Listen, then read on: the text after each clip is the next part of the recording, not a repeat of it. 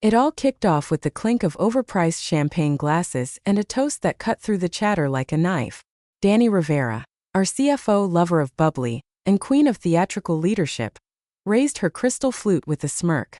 "To the future," she said, syrupy sweet and full of herself, "and to finally breaking free from all that negativity.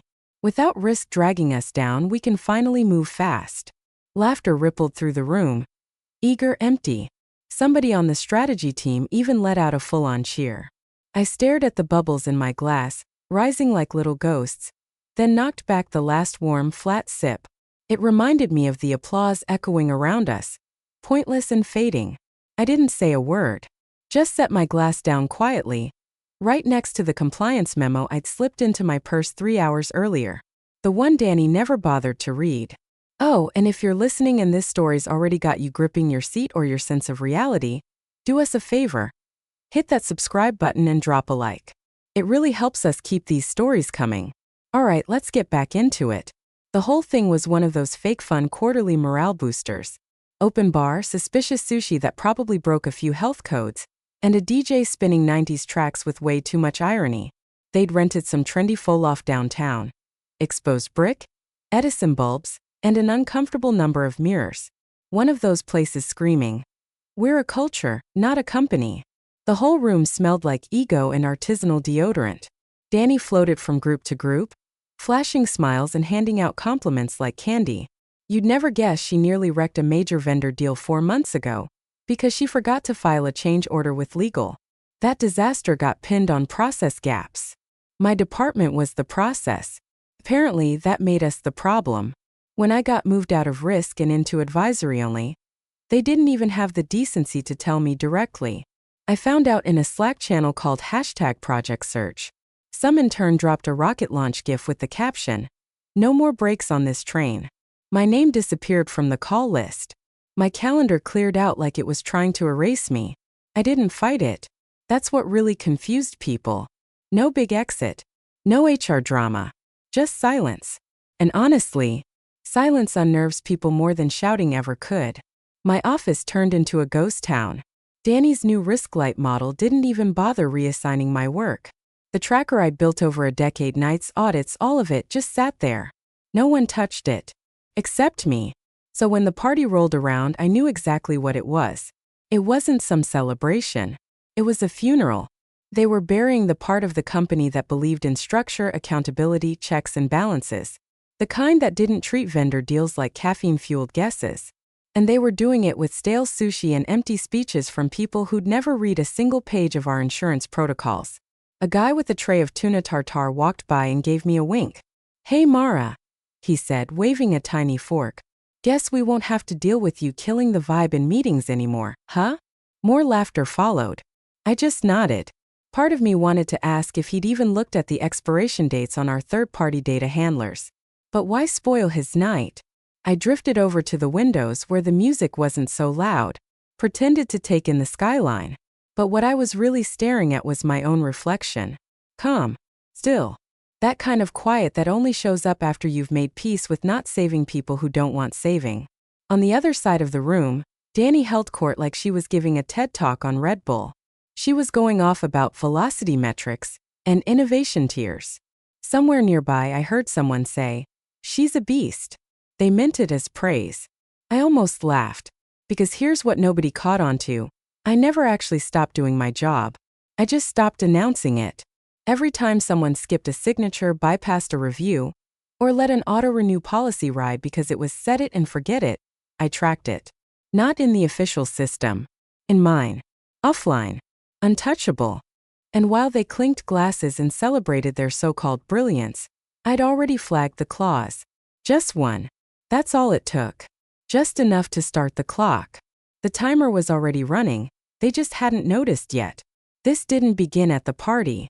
It started weeks earlier, before the champagne, the high fives, and whatever trendy hors d'oeuvres they picked off Instagram that month. No big announcement.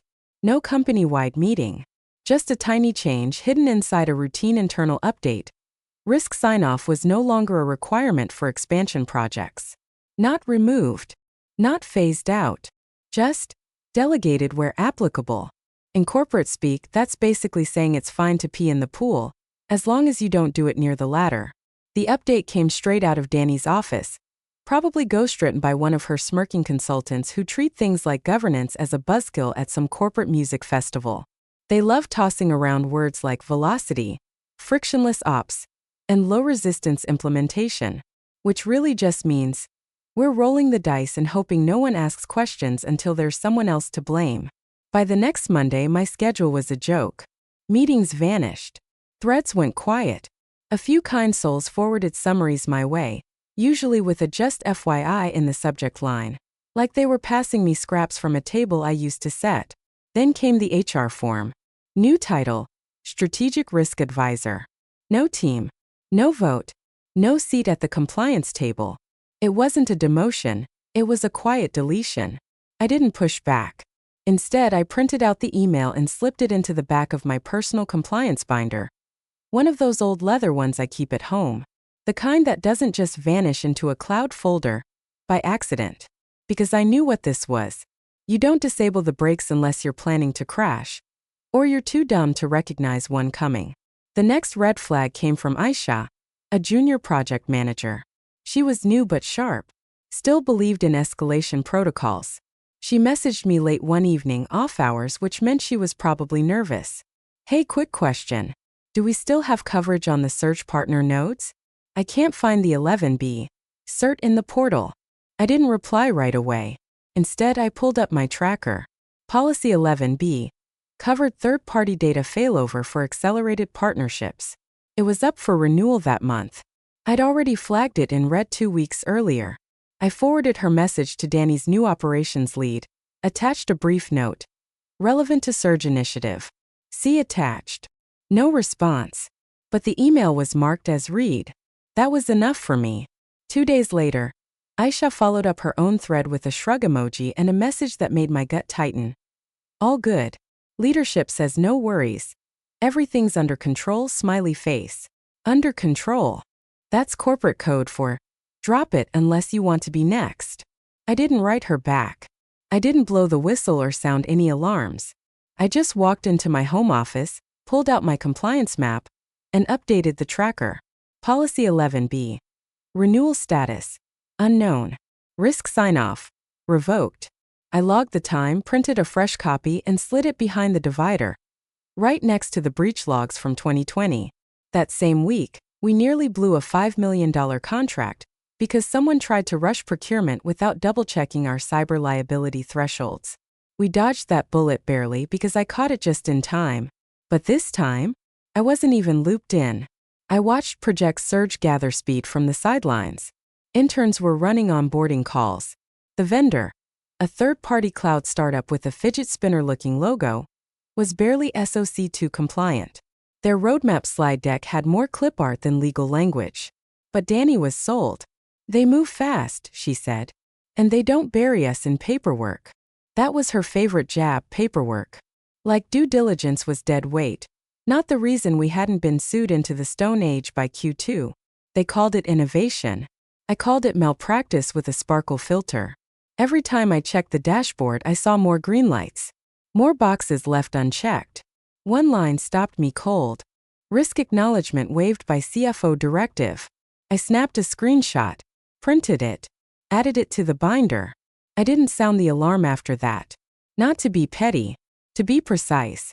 When you shout into the wind too long, people tune you out. But paper doesn't forget. Paper listens. I started showing up less. And when I did, it was with my coffee and a clipboard. I nodded politely in meetings where I wasn't supposed to speak. I took notes not for them, for me. This wasn't removal. It was repositioning. And positioning, that's where power waits. So I waited. Let the cracks spread. Let the static build. 'Cause I remembered what they didn't. It's not the impact that takes you down. It's thinking you're still in the air. It was like watching someone slam the gas in a sports car while the oil lights flashing and the engines held together with chewing gum and LinkedIn hype. The Zephyr Cloud deal got the green light on a Friday. Classic move to keep legal from throwing up roadblocks in time. It came with bubbly and a checklist full of corporate buzzwords: quantum encrypted failover, AI stabilized latency, Zero paper onboarding. Danny ate it up. No one even blinked at how a 2-year-old startup from Tulsa was supposed to handle migrating 3 petabytes of sensitive client data. They just loved the aesthetics of the deck. Legal was given Danny's usual directive. Align, not obstruct. Her polite way of saying, stamp this and don't ask questions. I watched Greg, our in-house counsel, nod along, jotting some vague note about conditional approval pending risk review, which of course was never going to happen. Risk was me, and I'd already been pushed out of frame. The kickoff meeting for integration was held in a Zoom room with one of those ridiculous names. I wasn't invited. Didn't matter. I still had access to the document tree. Danny's new ops guy hadn't revoked it yet. Sloppy on his part. Handy for me. That Monday, I logged in at 6 a.m. before the system refreshed the user tags. I wasn't there to burn anything down. I didn't want a trail. I just wanted one clean note. Something clear. I navigated to the Compliance Audit Tracker. Section 4. Vendor Risk Mapping. Subsection 11B. And there it was. Blank. No renewal certificate.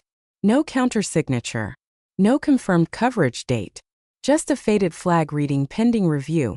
Sitting there untouched for 3 weeks. I typed 3 words. Renewal pending unconfirmed. Then I tagged it with my ID and a timestamp.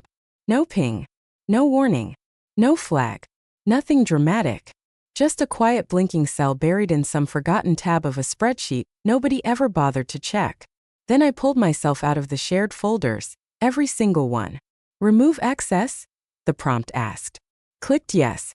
The system confirmed. No one noticed. I didn't join the launch call that afternoon. Instead, I sat in my office, packed 2 boxes of old files, and took down the plaque that read certainty over speed. Left it on the desk. Not for effect. Just as contrast. By Wednesday, Zephyr Cloud was fully live. Emails flying everywhere. Onboarding kits blasted out to 6 different client teams. And developers patting themselves on the back for early performance spikes. Somebody even made a Slack channel called #ZephyrHype. Someone else dropped a meme of Danny in sunglasses with the caption, Fast Lane CEO. Danny was thrilled. She hosted a virtual AMA where she went on about cutting deadweight and how real innovation meant stepping over the bureaucracy. At one point, someone asked about insurance coverage. She laughed and said, "That's what umbrella policies are for. Legal's got us covered." Legal, who had stopped showing up to weekly syncs because they were now considered redundant. Meanwhile, over in my offsite backup binder, I slid in a printed copy of that Slack thread. Because I don't trust umbrellas that haven't been tested in the rain.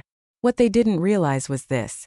The moment they onboard that vendor without a risk sign-off, without renewing 11B, without checking that clause buried deep in the underwriter's appendix, they stepped onto thin ice carrying a flamethrower. And me? I was already standing on the shore just watching. This wasn't about resentment. It wasn't even about being let down. It was clean, clinical. I had done my part. They'd unraveled it. Now the chain of events was free to play out. Like gravity. Or combustion. Not angry. Just inevitable. The first crack didn't even look like a problem. It showed up as a typical client complaint, small, fussy. The kind of thing account managers usually smooth over with a Starbucks card and a few buzzwords about roadmap alignment. The client was a mid-size wealth management firm out of Denver. They'd only been running the new Zephyr Cloud integration for 48 hours when they noticed weirdness in their access logs. Timestamps didn't line up. There was a strange latency gap. Nothing explosive. Just enough to make a compliance officer shift in their seat. They submitted a ticket. Courteous. "Hi team. Could you verify the integrity of the migration logs between 1:17 a.m. and 1:52 a.m. Universal Time Coordinated? Looks like we may have lost some sync state." The vendor responded in under an hour. Probably just a UI cache lag. "All systems green on our end, smiley face." That smiley face? Might as well have been a slap in the face. When you're handling fiduciary data and your vendor replies with emojis, you're no longer on the highway. You're flying down a pitch-black dirt road with no headlights and 0 brakes. Of course, I wasn't copied on any of the messages, but I still had access to the incident logs. Old habits. Quiet paths. They hadn't locked down all the admin channels yet. That same day, DevOps logged 2 non-fatal failover events, which is internal code for, the fire hasn't hit the fuel tank yet, but the logs didn't match up. Node 2 kicked into failover independently. No paired trigger from Node 1A. In a mirrored system, that shouldn't happen. A junior engineer flagged it in chat. Hey, is this supposed to flip without one first? Silence. Then someone posted, looking into it. The thread died before lunch. And then came the email. Theo, a mid-level guy who meant well but always looked like he was 5 tasks behind, sent out a soft-pitched email to the old Leadership Ops Plus Risk Group, Legacy, list. The subject line read, "Quick queue on third-party coverage?" The body was short and harmless enough. Hey all. Just wondering if we ever finalized coverage for third-party fail points under the Surge integration. Probably nothing, but saw a log mismatch. Want to be sure we're aligned. Fix. He even added a smiley face. That one hit harder than the vendors. I opened the message and read it carefully. Twice. Then I scanned the to field. Nobody answered. Not even an automated reply. It felt like watching someone shout fire into deep space. Could have stepped in. Replied. Brought the right people into the thread. Attached the policy clause. Shared the audit entry. But I didn't. Instead, I got up, made myself a cup of coffee, and opened my personal laptop. I logged it. Policy 11B. Confirmed. No response to coverage inquiry. Then I printed Theo's email and slipped it into the binder. Because by then, this wasn't about saving anything. It was about documenting the fall. I'd spent years being the safety net for a company that acted like gravity didn't apply to them. Wrote protocols they ignored. Averted penalties they never even noticed. Shielded them from fallout they never saw coming. And now? Now they were finally doing what they always said they wanted. Moving fast. Cutting ties. Free from all that pesky negativity. I watched them race past every warning sign, every safeguard we'd ever built. And I knew with the clarity of a metronome what was coming. It was right there in the silence between the warning and the hit. That calm just before the first domino falls. It happened on a Tuesday. The kind of Tuesday that starts with weak coffee, a packed inbox, and that low-key feeling you're about to become someone's fall guy. At 9:14 a.m., half the dev floor lit up with alerts. 3 client environments dropped offline at the same time. Not slow. Not buggy. Just gone. By 9:16, a 4th client reported total access failure. Then a 5th. Then 7. Legal was still sipping their morning lattes when the flood started. Missing data. Incomplete transactions. One of our international clients reported a full rollback. 22 hours of system activity just disappeared. Their compliance team didn't wait. The letters started flying with breach of contract front and center. Zephyr Cloud's official incident channel filled up fast with corporate damage control. Investigating with urgency. Initial assessment suggests minor fault in node synchronization, which is tech code for, we're spinning and hoping the logs cover our asses. I didn't get a DM. No Slack ping. No Teams alert. What I got was a calendar invite. Subject line. Policy reinstatement request, urgent. No intro. No explanation. Just one sentence in the body. Please confirm if you still have access to Insurance Policy 11. B. Renewal materials. Need ASAP. Thanks. It was from Danny's assistant.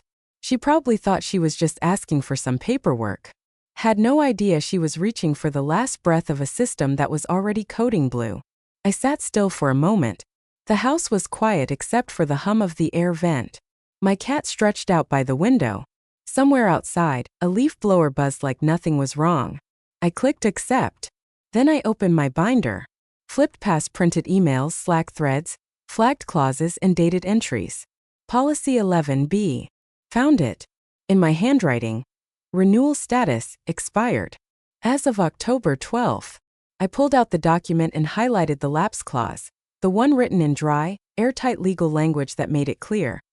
If data loss occurred after the renewal deadline and the policy hadn't been renewed, coverage was void. The date on my screen? November 4th. I made a pot of tea. Not because I was gloating. It's just what I do when the world starts breaking in slow motion. Most people think collapse is some big fiery event, loud, messy, full of screaming. But this? This was quiet, clinical, like a heart monitor going flat in an empty hospital room. I could picture the chaos unfolding back at HQ. Legal teams scrambling, tripping over their own disclaimers, account managers calling clients with fake reassurances, Danny barking at people she'd spent months ignoring, demanding answers no one could give, assuming insurance would bail them out, assuming they were still covered, assuming I'd swoop in and fix it. As I sat there, a follow-up message came through. "Can we hop on a call in 10? I replied, "Yes, bring the inspector." Then I closed my laptop, because the truth about collapse? By the time you hear the cracks, the foundation's already dust. He walked in looking like someone who'd flown coach on a red-eye for a meeting nobody wanted. Dark suit, company badge hanging from his belt, face set somewhere between bored and ready for impact. His name was Calvin Price, but everyone just called him the inspector. The kind of guy who felt like an audit in human form. They brought him to conference room C, the big one with the fake ficus in the corner and the speakerphone that always cut out right when it mattered most. Danny was already inside when I got there, wearing a tight smile and scanning the room like she was hoping for a fire alarm to pull. "Thanks for making time," she said, in that tone people use when they've already picked a scapegoat. Calvin didn't bother playing along. He dropped his laptop on the table, logged into the carrier portal and got right to it. "Let's look at Policy 11B. Danny nodded like she had a clue. "Absolutely. We just need to confirm everything's active.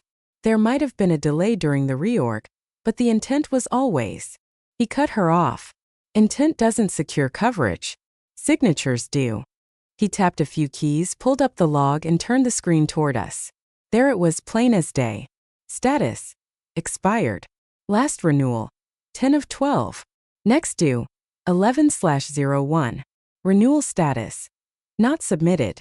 Risk officer sign-off: not applicable. Calvin leaned back in his chair. No reaction. No sigh. Just the quiet, resigned look of a man who's seen this same scene play out 100 times. Danny stiffened. That can't be right. There must have been a breakdown in communication with the admin team. Our assistant general counsel was supposed to. "Your assistant general counsel can't authorize risk-bound renewals," Calvin said flatly. "You can." I delegated that." "To who?" Silence. Calvin turned to me. "Ms. Jensen, were you ever informed of a policy delegation, formally or otherwise?" I met his eyes. "No. I was removed from the approval chain 4 weeks ago." Then I slid the folder across the table. Neat. Complete. Every email, every flagged policy, every log. Each one time-stamped and quietly devastating. He flipped through the pages. Nodded once. "Clear timeline," he said. "Thank you." Danny tried one last pivot. "Okay, look, we understand there was a lapse." Calvin raised a hand, not rude, just final. "Ms. Rivera, the clause you're referring to, subsection 5D, states clearly that failure to renew before any data impacting incident results in forfeiture of claim. You signed off on the original policy. You removed the risk officer. You failed to reauthorize the renewal. That's 3 counts of negligence under our carrier's standards." "I was told," Danny began, her voice tightening as panic started to seep in. "You were told," Calvin repeated, folding his hands on the table. "By who?" She blinked. No answer. Calvin turned his laptop around, shut the lid and stood up. "We'll be issuing a formal denial within the hour. I'll also be notifying our underwriting team. Your company may be reassessed for insurability going forward." Silence. Danny looked like the floor had vanished under her chair. She didn't argue. Didn't deflect. Just sat there frozen. I didn't say a word. Didn't smirk. Didn't even breathe differently. Calvin gathered his documents, gave me a small nod, subtle, just enough to recognize who had done the actual work, and walked out. When the door clicked shut behind him, Danny finally let out a breath. "This is going to cost us millions," she whispered, mostly to herself. I leaned back in my chair. Steady. Unshaken. Because for once the cost wasn't mine. The room smelled like cold coffee and nerves. In the here and now, everything felt heavier. Gone was the forced energy, the party buzz that once spilled from glass walls and overly designed slide decks. All that remained was the sound of pages rustling, and the kind of quiet that only shows up when everyone's hoping no one asks a question they can't answer. But Calvin did. Who last had formal authority over Policy 11B? He didn't raise his voice. He didn't need to. 3 people turned toward Danny. One stared at the door. She shifted in her seat, opened her mouth, but nothing came out. For the first time since taking the CFO role, Danny Rivera didn't look bold or bulletproof. She looked small. All that overconfidence she wore like a blazer had crumbled, leaving only the outline.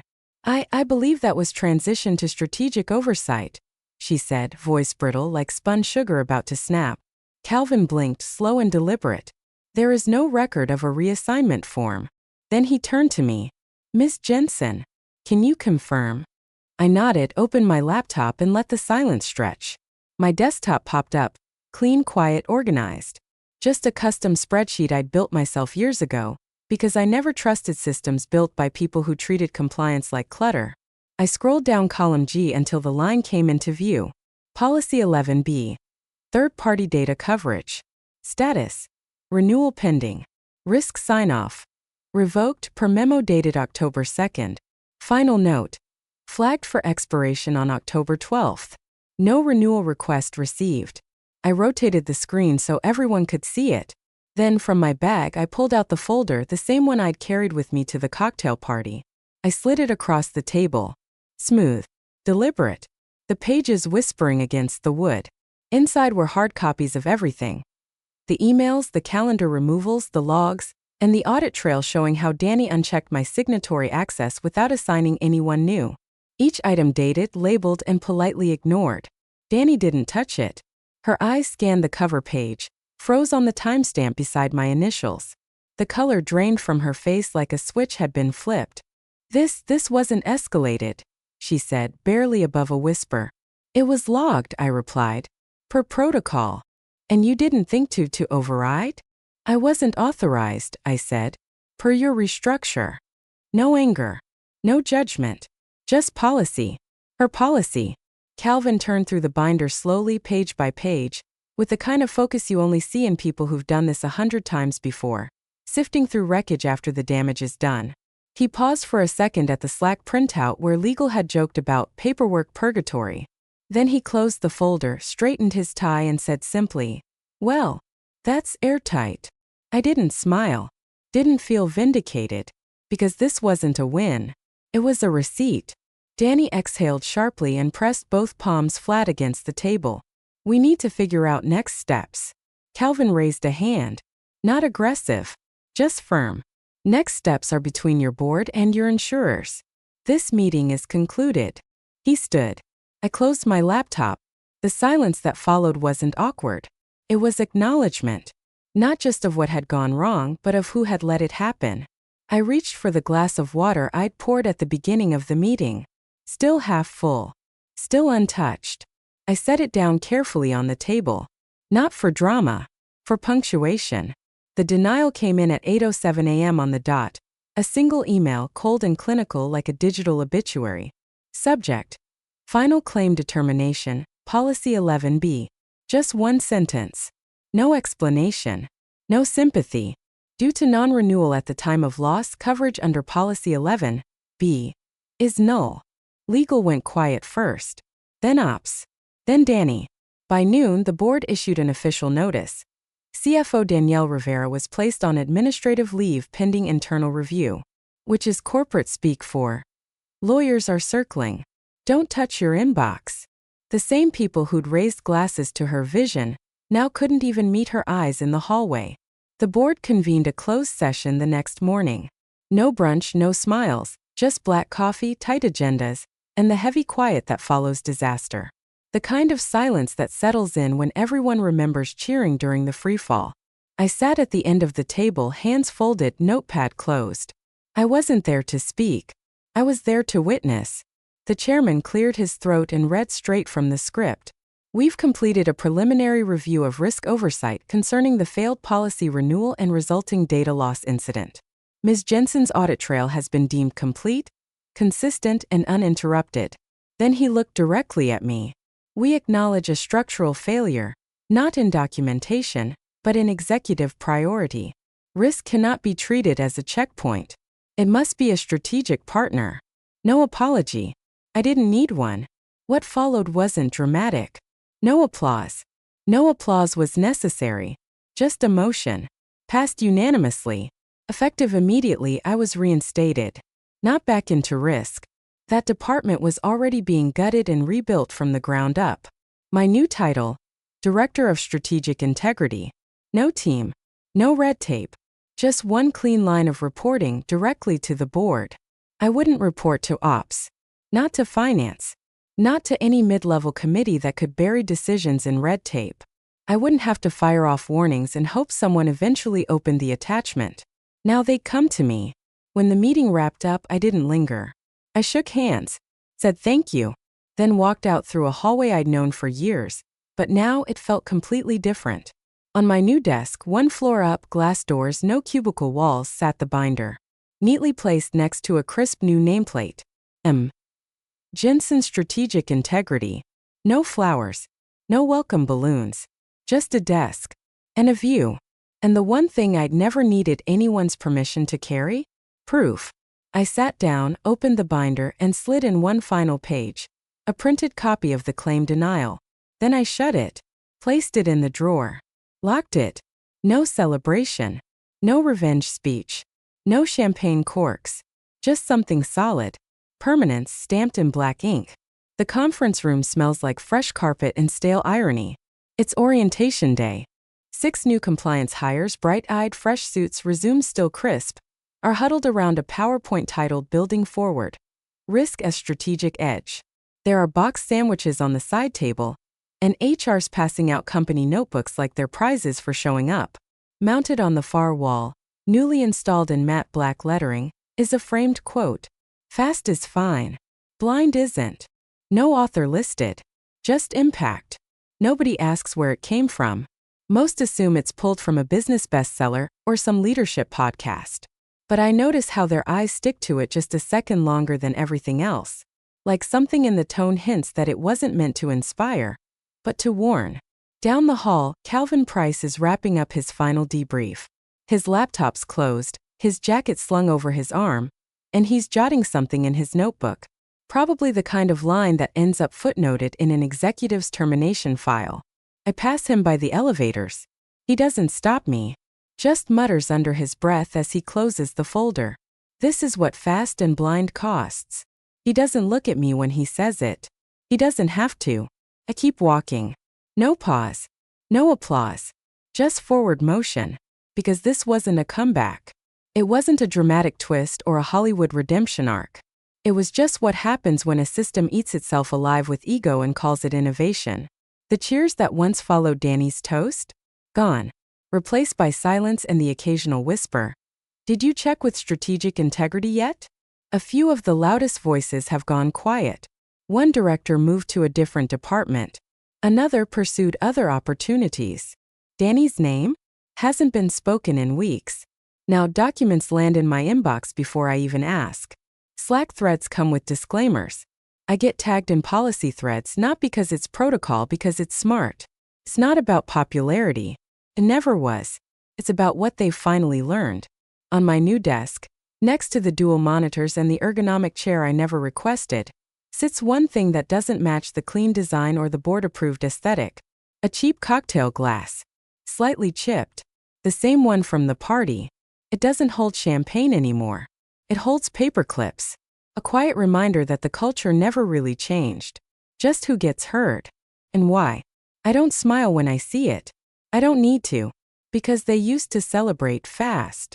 Now, they answer to documented. And I've still got the receipts.